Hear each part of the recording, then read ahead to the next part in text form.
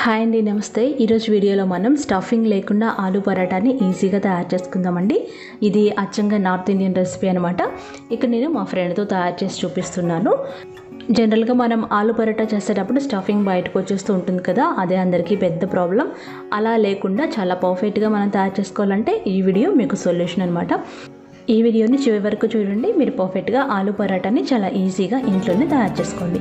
మరి ఇలాంటి వంటల కోసం అత్తమ్మ టీవీని సబ్స్క్రైబ్ చేసుకోండి. ముందుగా మనం 3 పెద్ద బంగాళదుంపల్ని ఉడికించుకొని తొక్క తీసి మ్యాష్ చేసుకోవాలి. ఈ విధంగా బాగా మ్యాష్ చేసి పెట్టుకోవాలి. అందులో 100 గ్రాముల గోధుమ పిండి వేసుకోవాలి. అందులో 1 టీ స్పూన్ కారం, 1/2 టీ స్పూన్ పసుపు, 1 టీ స్పూన్ జీలకర్ర పొడి, తగినంత ఉప్పు, 2 టీ స్పూన్ల ధనియాల పొడి, చిటికెడు వంట సోడా వేసుకోవాలి. వీటన్నిటిని బాగా కలుపుకోవాలి. ఆలు మిశ్రమం ఇంకా ఈ మసాలాలు అన్నీ బాగా కలవాలి. అందులో ఇప్పుడు 2 టేబుల్ స్పూన్ల నూనె వేసి కలుపుకోవాలి. నూనె వేసి బాగా కలిపిన తర్వాత కొంచెం కొంచెంగా నీళ్లు పోసుకుంటూ చపాతీ పిండి మాదిరిగా కలుపుకోవాలి. చూసారు కదా, మనం ఎలా అయితే చపాతీ పిండి కలుపుకుంటామో అలా కలుపుకొని మూత పెట్టి 10 నిమిషాలు రెస్ట్లో ఉంచుకోవాలి.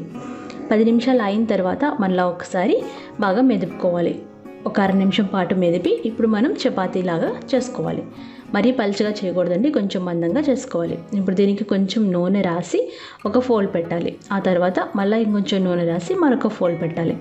ఇప్పుడు మళ్ళీ దాన్ని చపాతీలాగా రోల్ చేసుకోవాలి. మీకు నచ్చిన షేప్లో చేసుకోవచ్చు, మరీ పలుచగా చేయకూడదు అనమాట. ఇలా తయారు చేసుకున్న ఈ పరాటాని మీడియం ఫ్లేమ్లో పెట్టుకొని 1 నిమిషం కాలిన తర్వాత రెండో వైపు తిప్పాలి. అప్పుడు మాత్రమే మనం నూనె రాసుకోవాలి, ముందే నూనె వేసేయకూడదు అనమాట.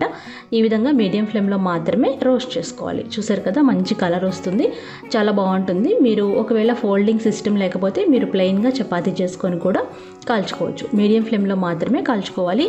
వెంటనే నూనె లేదా నెయ్యి వేసేయకూడదు అనమాట. కొంచెం కాలిన తర్వాత అప్పుడు నూనె వేసుకొని కాల్చుకోవాలి. అంతేనండి, ఎంతో రుచిగా ఉండే సూపర్ రెసిపీ ఆలు పరాటా రెడీ అయిపోయింది.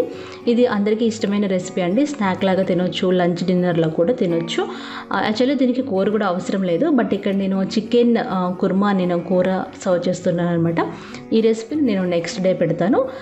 చాలా టేస్టీగా, చాలా పర్ఫెక్ట్గా వచ్చే ఈ ఆలు పరాటాని మీరు ట్రై చేసి ఫీడ్బ్యాక్ పంపించండి. మరికొన్ని వంటల కోసం అత్తమ్మ టీవీని సబ్స్క్రైబ్ చేసుకోండి.